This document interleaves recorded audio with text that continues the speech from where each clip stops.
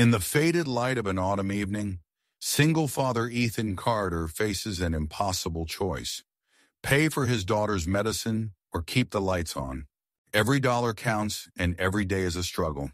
But when a shivering, rain-soaked stranger collapses outside his neighborhood grocery store, Ethan doesn't hesitate. He gives her his last $200 money he desperately needs. What Ethan doesn't know is that this helpless woman is actually Vanessa Drake, a self-made millionaire CEO, testing the kindness of strangers after losing faith in humanity. His simple act of compassion sets off a chain of events that will upend both their lives and transform a struggling community. What begins as a story of sacrifice will become one of redemption, second chances, and the unstoppable ripple of one good deed. Before we dive in, pause for a moment and really ask yourself, would you give your last $200 to a stranger in need, knowing it might cost you everything? Drop your thoughts in the comments below. And if you believe in the power of kindness and second chances, hit subscribe. Tomorrow's story might just change your life or inspire you to change someone else's. The late autumn sunlight slanted through the windows of the tiny upstairs apartment, casting golden rectangles across chipped linoleum and the scattered crayons of a half-finished drawing. Ethan Carter moved quietly, shoulders hunched in habitual caution. The world was loud and unpredictable, but he tried to keep this little home a place of gentle routine for his daughter, Lily. 6 years old and already wise to struggle, Lily sat at the kitchen table, tongue pinched between her teeth as she colored a picture of a house with smoke curling from the chimney. To Ethan, it looked like hope. He ruffled her hair as he passed, forcing a smile.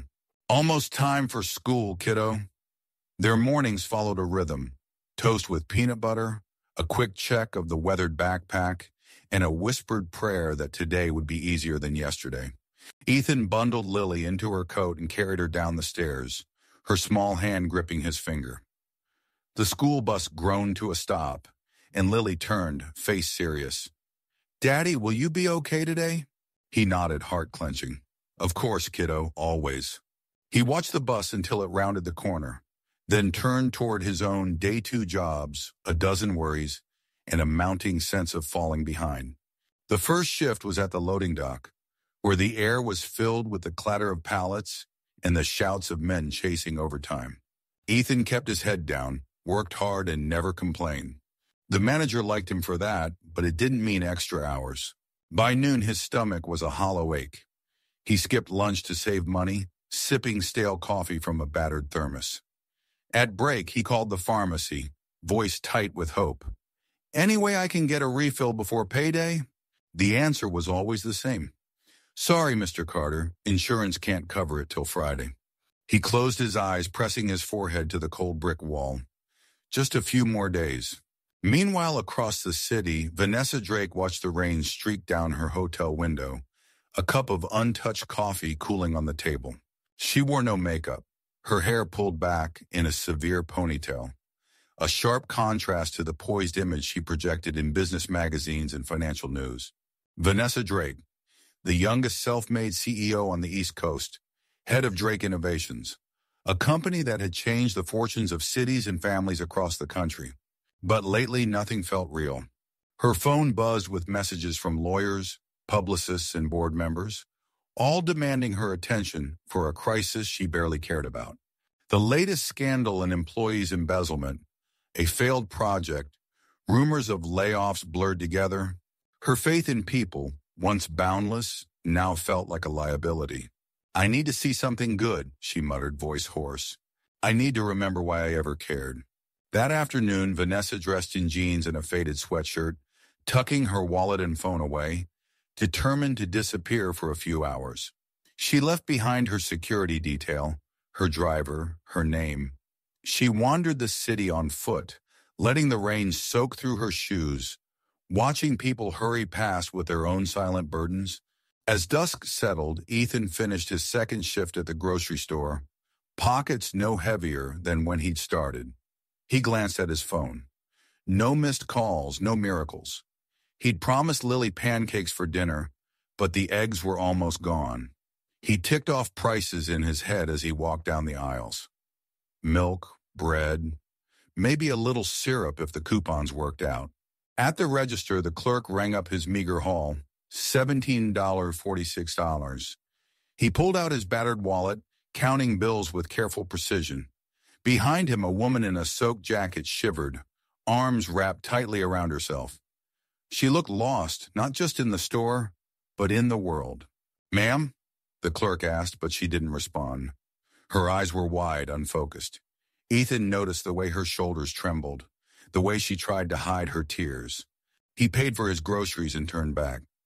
"Are you okay?" She shook her head, voice barely a whisper. I lost my bag. I just need a bus ticket. Please, I'll pay you back." Ethan hesitated, fingers brushing the last $200 in his wallet. The money for Lily's medicine, the rent, everything.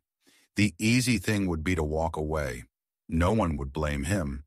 But he saw something in the woman's eyes, a familiar desperation, the kind he saw in the mirror every morning. He pressed the money into her hand. "Take it. Get somewhere safe." She stared at the cash, then at him, stunned. "Why would you do this?" He shrugged, forcing a smile. "Because someday, maybe someone will do the same for me." She tried to thank him, but he was already gone, disappearing into the rain, groceries clutched to his chest. Vanessa watched him go, heart pounding with something she hadn't felt in years, hope. That night, Ethan tucked Lily into bed, the apartment colder than usual. He listened to her breathing, steady but fragile. He wondered if he'd done the right thing, if kindness was worth the cost. Across town, Vanessa Drake sat in her hotel room, the $200 clutched in her hand. For the first time in months, she felt something shift inside her, a spark of belief that maybe, just maybe, the world could be changed by a single, selfless act. And as the city lights flickered against the storm, both Ethan and Vanessa lay awake, wondering what tomorrow would bring. The rain fell harder as Ethan left the store, his coat already soaked through. The streetlights flickered in the puddles, and the wind sent leaves skittering across the cracked sidewalk. He hesitated outside, clutching the pharmacy bag like a lifeline, the weight of his choices pressing down on him. He had the groceries, but not the prescription. He'd have to make Lily's medicine last until payday. Maybe she'd get better on her own. Maybe. He barely noticed the figure hunched under the awning, arms wrapped around herself, her hair plastered to her face. She looked up as he passed, eyes wide and unfocused, lips trembling in the cold. For a moment, Ethan saw his own fear reflected back at him. "Sir?" Her voice was barely audible over the rain. "Please, can you help me? I lost my bag. I just need to get home. Please." Ethan's mind raced, danger, scam, responsibility. But her desperation was raw, and in it he recognized something painfully familiar. He glanced at his wallet, feeling the thin stack of bills, his last $200 meant for Lily's medicine and next week's bills. Not enough for both, not enough for anything, really. He knelt beside her, sheltering her from the rain with his body. "Where do you need to go?" She shivered, unable to meet his eyes. Just a bus ticket. I'll pay you back, I promise." Ethan remembered nights with Lily, hungry and scared, when a stranger's kindness had made all the difference. He pressed the bills into the woman's cold hand. "Take it. Get warm. Get home." She stared at the money in shock, unable to speak. "Why are you doing this?" Ethan managed a tired smile. "Because I know what it's like to have nothing left." The woman Vanessa watched him go, stunned. She'd expected someone to turn away, maybe offer a few coins. Never this. As Ethan disappeared, she felt the world shift around her. She was supposed to be incognito, testing the kindness of strangers for a project nobody at her firm believed in. She'd never anticipated being the one changed. Inside the store, the cashier watched the exchange through the rain-streaked window. He'd seen Ethan struggle week after week, always putting Lily first, never asking for help. Word spread quickly in small towns. By morning, everyone would know what Ethan had done. As Ethan trudged home, The weight of his decision grew heavier. The apartment was dark and cold when he entered. Lily's cough echoed down the hall.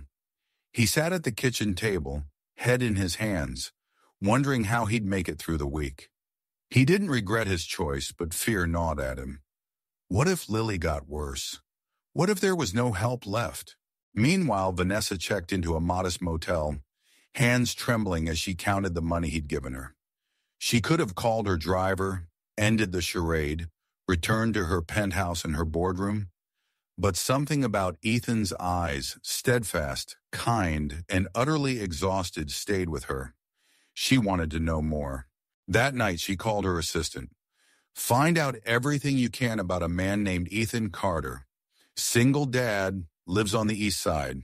And quietly, I don't want anyone to know I'm asking. Across town, Ethan sat beside Lily's bed, brushing her hair away from her fevered forehead. She opened her eyes, small and trusting. Did you help someone today, Daddy? He nodded, unable to speak. Lily smiled, content with the answer, and drifted back to sleep. The next morning, Ethan's struggles deepened. The landlord taped a notice to his door. Final warning for rent. At work, his hours were cut again. At the pharmacy, the clerk shook her head. Sorry, Ethan, no exceptions. Rumors swirled about the woman from last night. Some said she was a scam artist, others that she'd been mugged. Only Ethan knew the truth. Sometimes you help because you must. Vanessa sat in her motel room reviewing the file her assistant had compiled. Ethan, widower, 2 jobs, spotless record, known for helping neighbors, volunteering at the food pantry, fixing bikes for the local kids. The more she read, the more she wondered, how many Ethans were out there, unnoticed, holding up the sky for the people they loved. She resolved to watch him for a few days, to see if his kindness was routine. She donated anonymously to the food pantry, paid off a few overdue accounts around town, but left Ethan's name off the list. She wanted to see what he would do when no one was watching.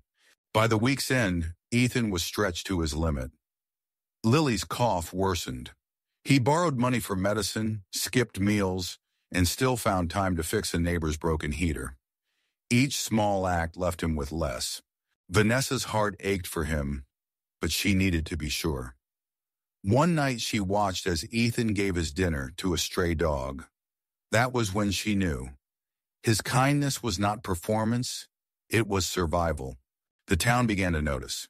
Neighbors started leaving groceries at his door, small tokens of gratitude. Word of his sacrifice spread quietly, like the warmth of a hidden fire. But Ethan remained unaware. He had done what he felt was right, and now he braced for the consequences.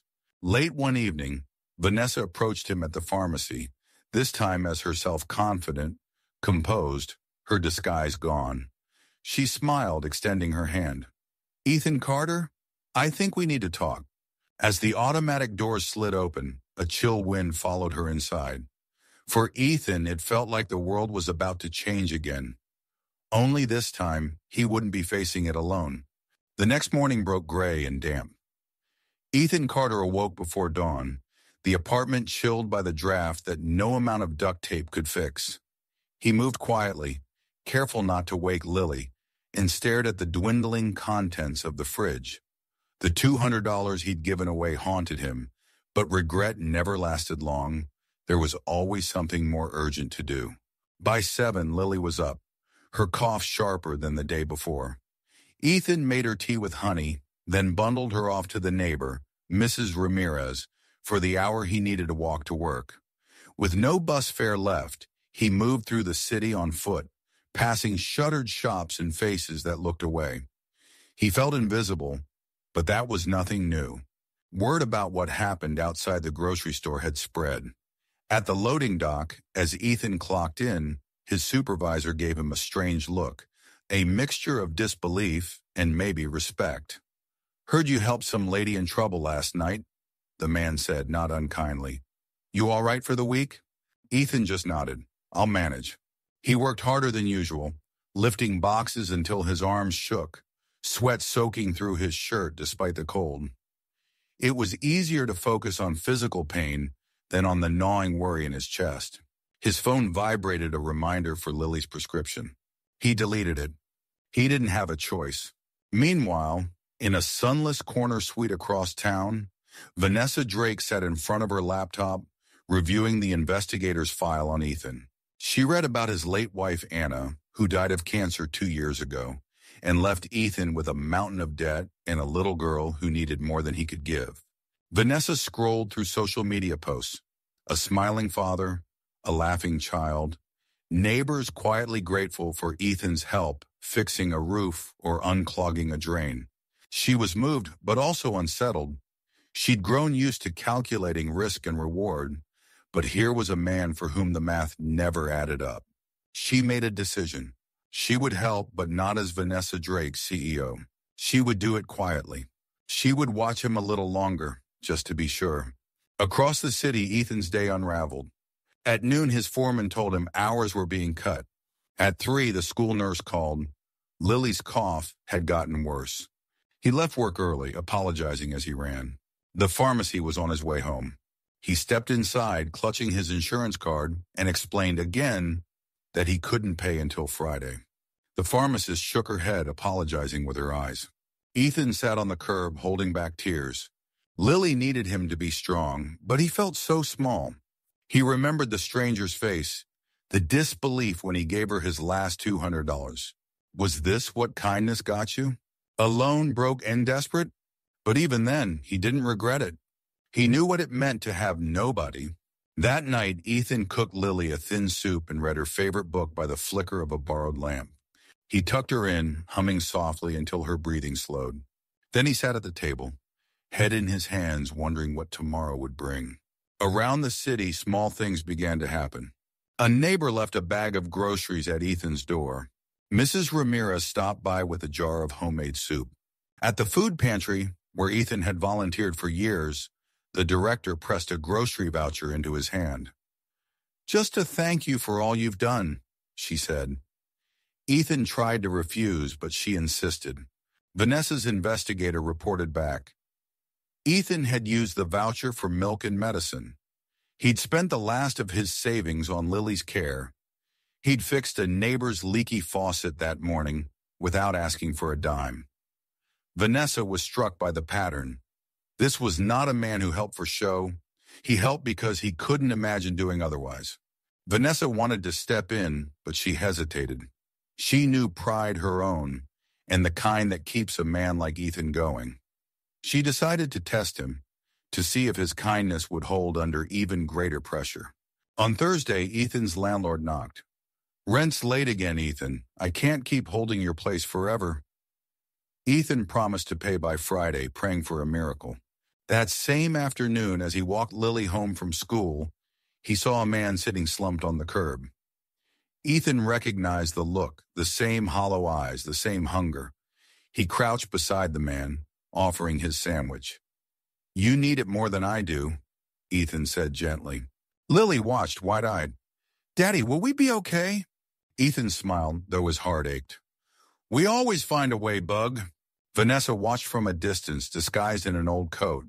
She saw the way Ethan gave without expectation, how he reassured his daughter. She felt something shift inside her, a longing to believe again in the goodness of people. She resolved to help, but to do it right, to give Ethan not charity, but opportunity and dignity. That night, Ethan sat with Lily counting coins. "We'll be okay, right?" she asked, trusting him completely. He nodded, but inside he was empty. He considered the offer from a man at work. Quick cash, no questions, just move a suspicious package across town. Ethan's hands shook, but he said no. He would not let desperation change who he was. The next morning, Vanessa moved. She left an envelope at Ethan's door, unsigned, with a note. "Thank you for your kindness. The world needs more people like you." Inside was a gift card for groceries and a voucher for Lily's medicine.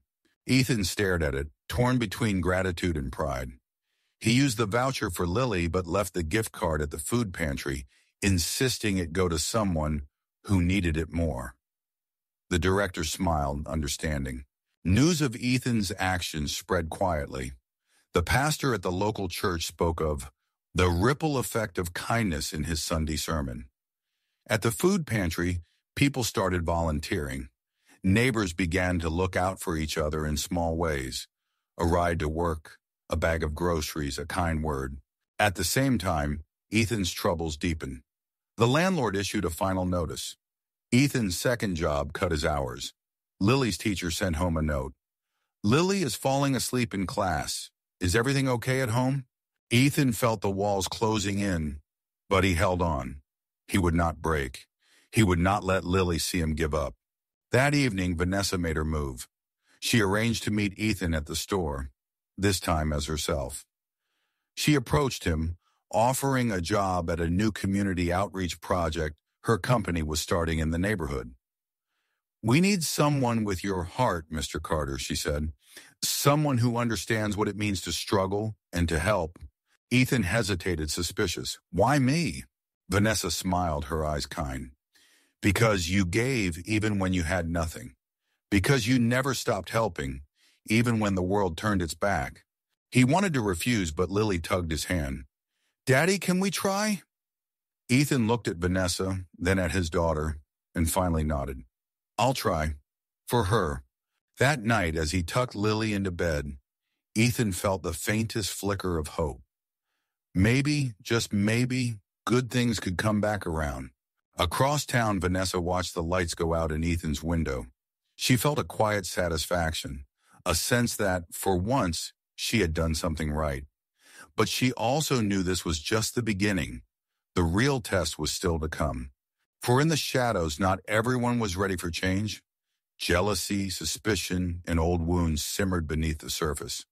But for now, Ethan and Lily slept peacefully, unaware that the kindness they'd given away was about to come back to them in ways they could never have imagined. And so, in a city that had grown used to hardship, a single act of compassion set off ripples that would soon become a wave. The next few days unfolded like a test Ethan Carter seemed doomed to fail. Each morning the sun crept through the dusty blinds, but the light felt weaker, more distant. Lily's cough had grown worse. Even when she tried to hide it, Ethan heard the sharp, raw edge in her breathing, and it haunted him. He rationed her medicine, mixing it with hope, but hope ran out faster than pills. At work, Ethan's world began to shrink. The hardware store where he'd picked up extra shifts closed for renovations, and the loading dock job cut hours again. "Nothing personal, Carter. Just slow season." He nodded, swallowing frustration, and went home early, only to find a red slip taped to his door. Final notice. Eviction in 7 days. The words blurred and doubled before his eyes. That night he sat at the kitchen table, the eviction notice spread between his hands. Lily colored quietly on the floor. Her assistant sent regular updates. "He's behind on rent. Daughter's sick.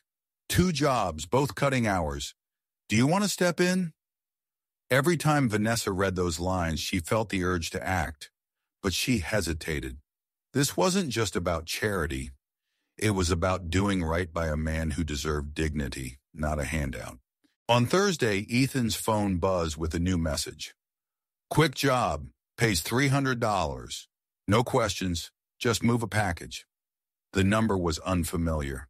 He stared at the message for a long time, the weight of desperation pressing down like a stone. He thought about Lily, her fever, the eviction notice, the empty fridge. Just one job, just one time. He almost replied. His thumb hovered over the screen, but then he saw his daughter's drawing on the table. A bright yellow sun, a stick-figure dad holding hands with a smiling little girl. He deleted the message and buried the phone in a drawer. That night, as the city lights flickered on, Vanessa stood outside Ethan's apartment building. She watched as he carried Lily up the stairs, her head on his shoulder, her arms wrapped around his neck. The sight filled her with a mixture of sorrow and resolve. She made a decision. The next morning, Ethan woke up to a knock on the door. He expected the landlord or maybe a neighbor. But standing in the hallway was Vanessa, no longer in disguise. She wore a tailored suit, her hair smooth and shining, her eyes clear with purpose. He blinked, confused. "Do I know you?" She smiled. "I think you do. I was the woman you helped outside the grocery store. I never got to thank you properly." Ethan shifted, embarrassed. "You don't have to thank me. I just did what anyone would." She shook her head. "No, you did what only the best people do. You helped when you had nothing to spare." He looked away, his pride prickling. "If you're here to pay me back, I can't—" Vanessa interrupted gently. "I'm not here to pay you back. I'm here with a job offer. My company is starting a new community outreach project, and I need someone who knows this town, someone who cares about it. Someone like you." Ethan hesitated. "I'm not looking for charity." "This isn't charity," Vanessa said. "It's respect. You showed me what it means to give with nothing expected in return. Now I'd like to offer you a chance to build something better." He laughed, but there was no humor in it. "Why me? There are people more qualified." "There are people with better resumes," Vanessa agreed, "but none with a better heart. That's what this town needs." Ethan's shoulders slumped. He wanted to say yes, but shame twisted inside him. "I don't want Lily to think we took a handout." Vanessa knelt so she was eye level with Lily. "Lily, do you know what a hero is?" Lily nodded shyly. "Daddy says it's someone who helps people, even when it's hard." Vanessa smiled. "That's right. Your dad is a hero, and sometimes heroes need help too. That's how a community works." The words settled something inside Ethan. He nodded slowly. "I'll try. For her." Vanessa handed him an envelope. Inside was an official job offer, a schedule, and an advance that would cover his rent and Lily's medicine. As he read, tears welled in his eyes. "Thank you," he whispered, voice raw with relief and gratitude. "I won't let you down." "You already haven't," Vanessa replied. But even as hope crept back into Ethan's heart, the town's old wounds threatened to reopen. Rumors spread about the new project. Some called it a corporate takeover. Others resented the change. The landlord, bitter about losing his leverage, tried to stir opposition, and not everyone trusted Vanessa's motives. "What's a big city CEO want with us?" they grumbled at the diner. Ethan felt the suspicion like a chill wind, but he stood firm. He threw himself into the new job, organizing repairs for the playground, distributing food boxes, and training volunteers. Slowly, the town began to change. Neighbors who'd once locked their doors now gathered in the park. A mural appeared on the side of the old grocery store, Lily's drawing of the sun, now 10 feet tall. Still, Ethan braced for the other shoe to drop. Every good thing in his life had come with a price. He wondered how long this new dawn would last, whether Vanessa would stay or disappear like so many before her. One evening, as the sun set over the rooftops, Ethan found Vanessa at the playground, watching children laugh and play. He joined her, his daughter racing ahead to the swings.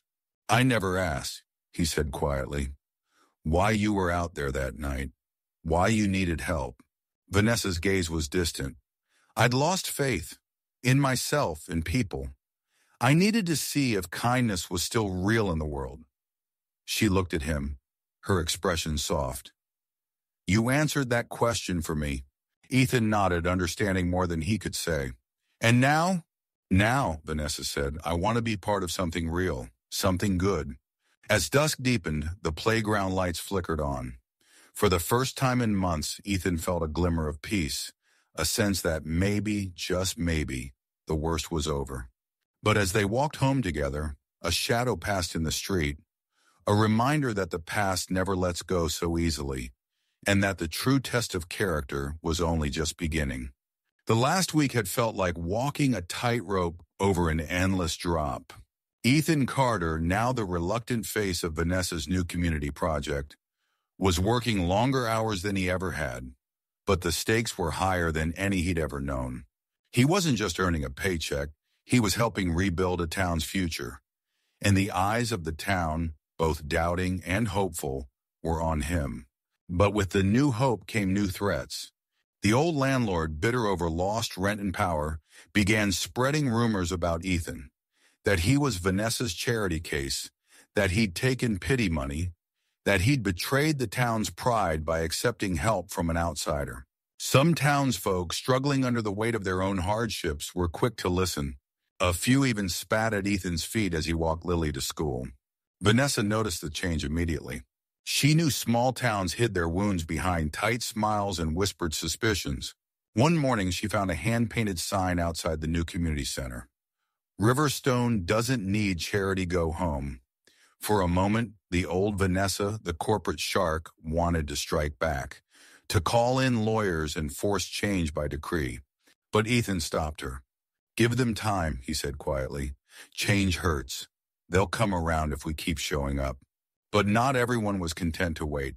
A group of locals, led by the landlord, began organizing resistance.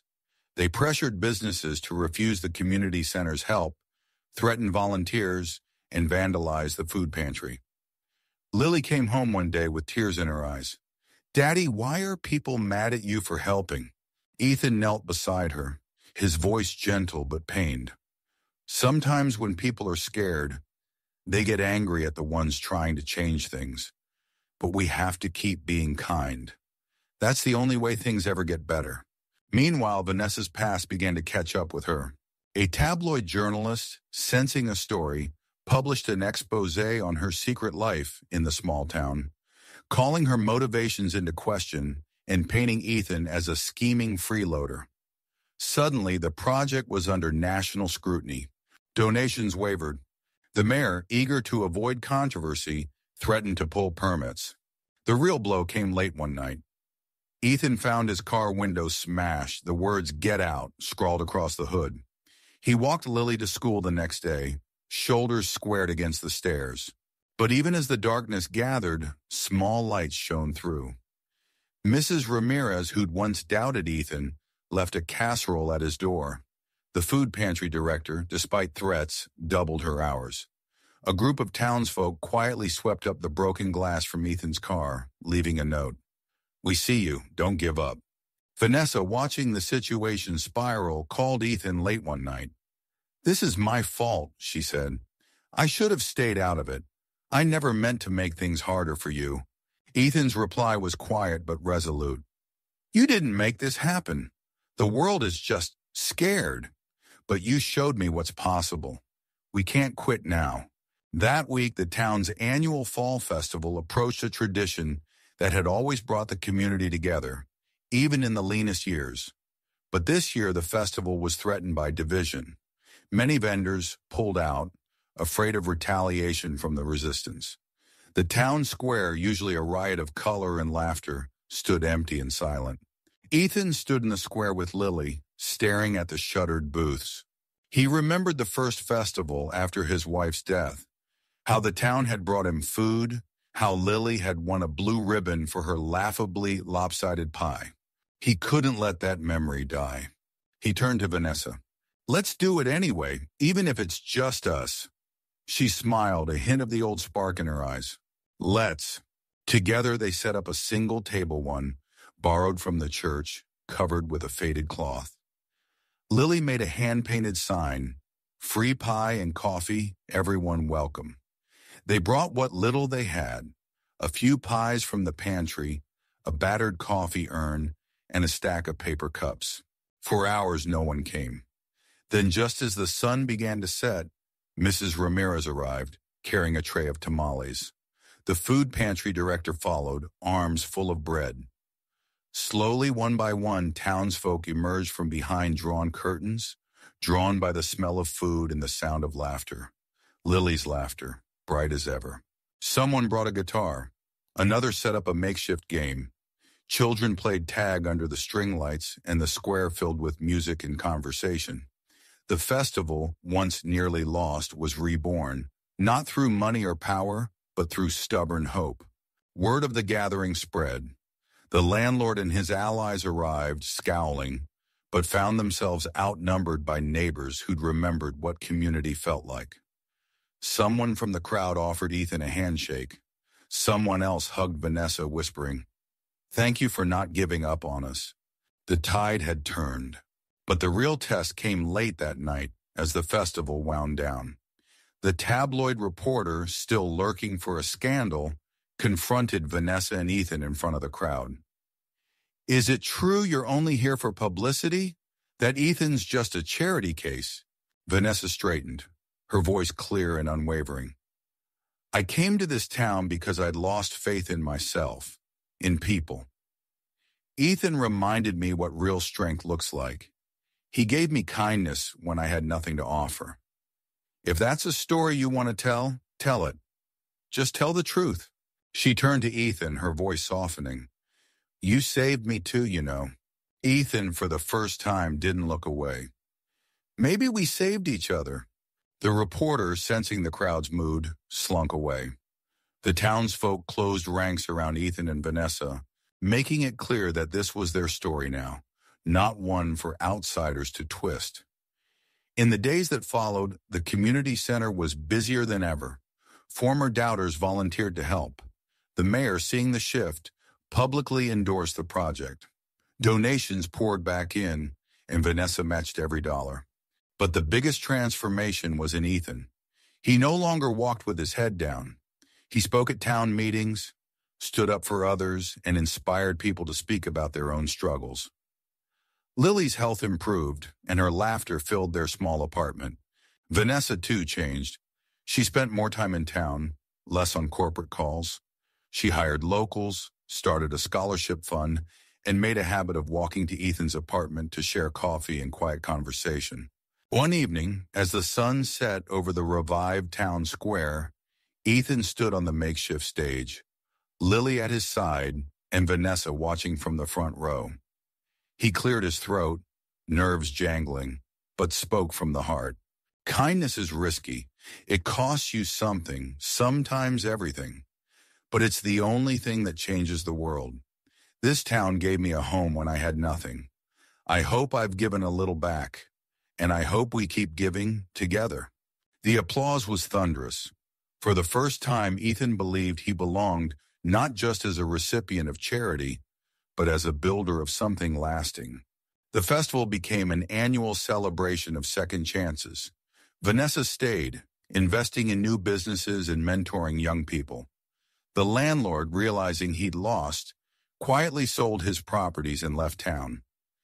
The old divisions faded, replaced by a sense of unity that even outsiders could feel. On the anniversary of the first festival, Vanessa surprised Ethan and Lily with a gift, a deed to a small house near the park, mortgage paid. "You built this town's future," she said. "Now let's make sure Lily always has a home in it." Ethan, speechless, embraced her. There were tears, but they were joyful ones, the kind that wash away old pain and leave room for hope. As the sun set over the town, Ethan, Vanessa, and Lily stood together, watching neighbors gather for food, music, and laughter. The hardships hadn't disappeared, but kindness had taken root, transforming not just their lives, but the spirit of the whole community. And in that golden light, it was clear, a single act of compassion had become a wave, carrying everyone to a new beginning. The night that could have ended in fire and tragedy instead gave way to a dawn Riverstone had never known. For the first time in years, the air was clean and quiet, no longer humming with the low dread of passing motorcycles. Ethan Carter stood on the porch of his modest home, Lily at his side, watching a new day unfold in a town transformed. Federal agents finished their work before sunrise. The last of the cartel trucks were towed away, and the remaining shadow vipers were led into custody, some silent, others openly weeping. Yet even in defeat, not all was lost. Diesel and several former gang members, shaken by how close they'd come to catastrophe, stood apart from the rest, uncertain of their future, but desperate for another chance. Ethan watched them as he had watched so many broken men, wondering if real change was possible. At the new community center, once an abandoned factory, now alive with voices and hope. Vanessa Drake greeted Ethan with a warm smile. She no longer wore the armor of a CEO. Today she was just Vanessa, neighbor and friend. Together they surveyed the aftermath. Businesses being rebuilt, old rivalries put aside, children playing in streets once ruled by fear. A battered sign on the hardware store read, "Open for Hope." Ethan found himself at the center of a town meeting held beneath the morning sun. Former adversaries, business owners, veterans, ex-gang members gathered in a circle, not to argue but to plan. The Veterans Guard, now officially contracted as town security, offered training and jobs to anyone willing to work for peace, not fear. Sarah, organizing a new mentorship program, made a point of inviting Diesel and the others to join. Vanessa addressed the crowd. This town's strength was never in its walls or its weapons, but in its people. What we build here, we build together. No one is left behind. Her words, once meant for boardrooms, rang truer in the open air, and the crowd answered with applause. Later, Ethan walked the streets, marveling at the changes. Mason's Hardware, burned and rebuilt, now employed 2 former Vipers. Diana's Diner served free coffee to those helping clear debris. Lily skipped beside her father, no longer glancing over her shoulder. For the first time, she belonged to a town that felt safe. But the changes ran deeper than repairs and new rules. At the VA Center, Sarah launched a support group for former gang members, pairing each with a veteran mentor. Diesel, stripped of his old patch but not his dignity, stood before the group and, voice trembling, asked for forgiveness. Tom Mason, whose store had suffered most, shook his hand. "We all needed someone to show us a better way," he said. "Let's build it together." Ethan returned home that evening to find Vanessa waiting on his porch. She handed him an envelope inside, the deed to their house. "No more rent notices. You and Lily will never be without a home again." He tried to protest, but Vanessa held up a hand. "This isn't charity, it's gratitude. You started all this. You gave when you had nothing. Let this be your foundation." Tears stung Ethan's eyes. For so long, he'd been defined by what he lacked. Now he saw himself through the eyes of his friends and neighbors, as a builder, a giver, a leader. He hugged Vanessa, and for a moment, the burdens of the past truly lifted. That weekend, the town gathered for a festival, the first in years that wasn't shadowed by fear. Instead of vendors hawking wares, the square was filled with music, laughter, and potluck tables groaning with food. Veterans and former Vipers worked side by side, painting new murals and fixing up the park. Children played tag beneath banners that read, "Unity through Hope." Vanessa took the stage for a quiet speech. "A year ago, I doubted the goodness in people. Tonight, I stand corrected, because one man gave his last $200 to a stranger, and a town found its heart again. Every act of kindness echoes. Every person matters." Ethan, pressed into speaking by the crowd, kept it simple. Kindness is risky. It might cost you, but it's the only thing that truly changes the world. He looked down at Lily, who grinned up at him, and felt a pride that went beyond words. As the sun set, Ethan walked through the crowd, greeted with smiles and handshakes. Former enemies became friends. The old lines had blurred, replaced by a new sense of belonging. Behind the scenes, Vanessa met with Sarah and the town council. The community center would expand, offering job training, counseling, and a second chances program for anyone ex-gang or otherwise who wanted to start over. The VA Center set up a scholarship fund for children of both veterans and former gang members. Riverstone was no longer just a place to survive. It was a place to grow. 1 year later, the transformation was undeniable. The former Vipers, now wearing patches that read Riverstone Community Watch, patrolled the streets not as threats, but as protectors. Mason's Hardware and Diana's Diner thrived.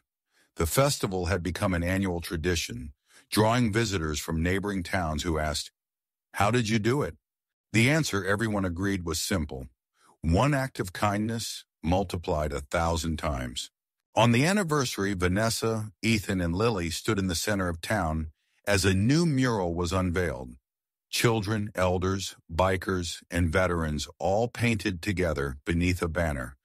Strength through unity, peace through understanding. Ethan hugged Lily, Vanessa at his side, and watched as the sun set over a town reborn.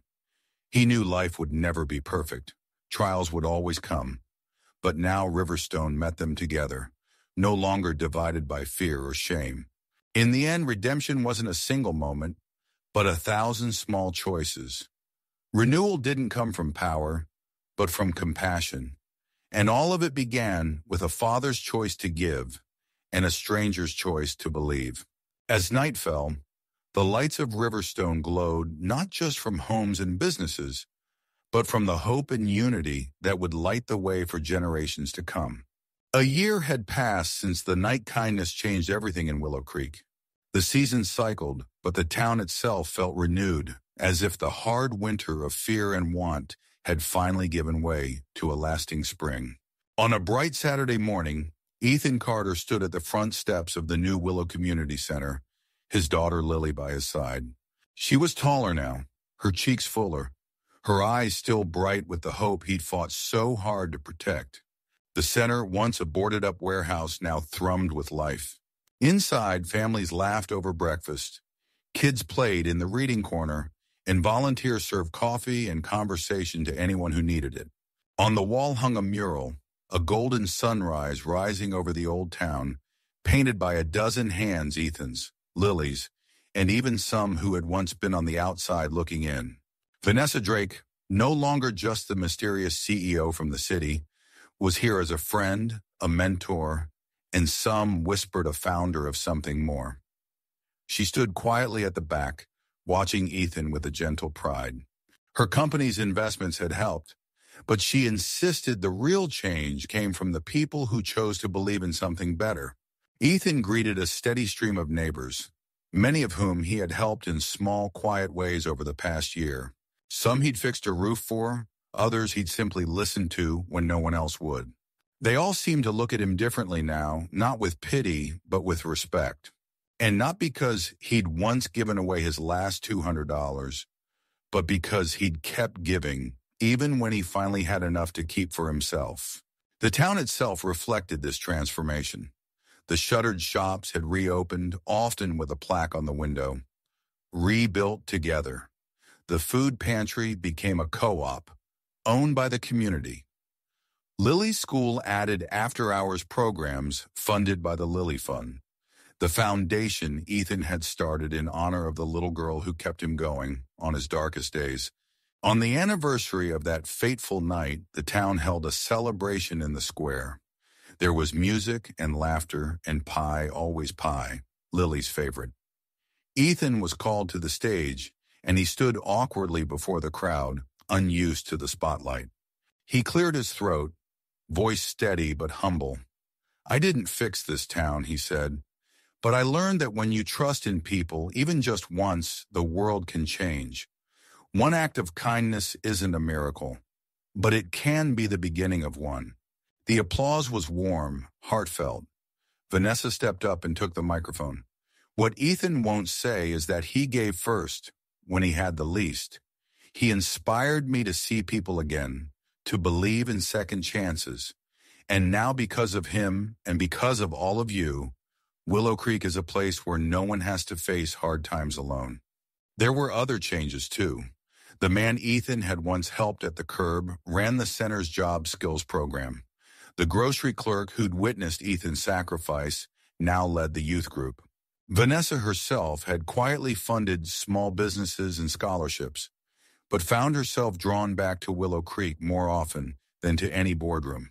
Later, as dusk painted the sky in orange and violet, Ethan and Vanessa sat on the center steps, watching Lily chase fireflies with her friends. For a moment, neither spoke. The silence was comfortable earned. "Do you ever regret it?" Vanessa asked softly. "Giving away what you couldn't afford to lose?" Ethan shook his head. "I think I'd lost more if I'd kept it. I'd have lost myself." Vanessa smiled, her eyes shining. "You changed my life, Ethan. I came here to see if kindness still existed. Now I know it does, and it keeps moving forward." As the party faded and families walked home beneath the stars, Ethan felt a sense of peace that had once seemed impossible, a sense that tomorrow would not just be another struggle, but a chance to build something good. That he and Lily were finally truly home. One by one, the center's lights winked out, but Willow Creek itself glowed with a quiet promise that every act of compassion, no matter how small, creates ripples that can transform lives, towns, and even the world. The next morning, Vanessa left a note on Ethan's porch. There are other towns that need hope. I'm going to find them. But I'll always come back here because here is where I learned what hope really looks like. And as Ethan watched the sun rise over the town, Lily's hand in his, he knew that there would always be more stories to tell. More beginnings, more chances, more people who just needed someone to believe in them.